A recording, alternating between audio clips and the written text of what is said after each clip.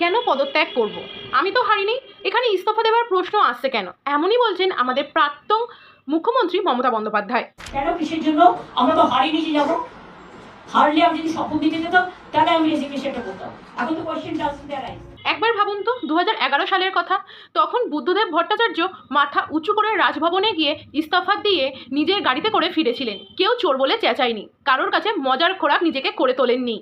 জনগণের সিদ্ধান্ত মাথা পেতে নিয়েছিলেন। সাধারণত ভোটের পর হেরে গেলে সেই পার্টি রাজ্যপালের কাছে গিয়ে ইস্তফা দেন। এটা একটা রীতি বা শিষ্টাচার, এটা কোনো বাধ্যতামূলক নিয়ম নয়। তিনি ইস্তফা না দিলেও তিনি প্রাক্তন মুখ্যমন্ত্রী হিসাবেই বিবেচিত হবেন। এই সময়ের মধ্যে যদি নতুন মুখ্যমন্ত্রী শপথ গ্রহণ না করে, তখন রাজ্যপাল এই পরিস্থিতি সামলাতে পারেন। প্রয়োজনে বিদায় মুখ্যমন্ত্রীকে কেয়ারটেকারের দায়িত্ব হিসাবেও রাখা হতে পারে। 9ই মে নতুন সরকার আসবে এবং নতুন মন্ত্রীরা শপথ গ্রহণ করবেন। মমতা বন্দ্যোপাধ্যায় বিরোধী নেতা হিসাবে ভয়ঙ্কর আমরা সবাই জানি।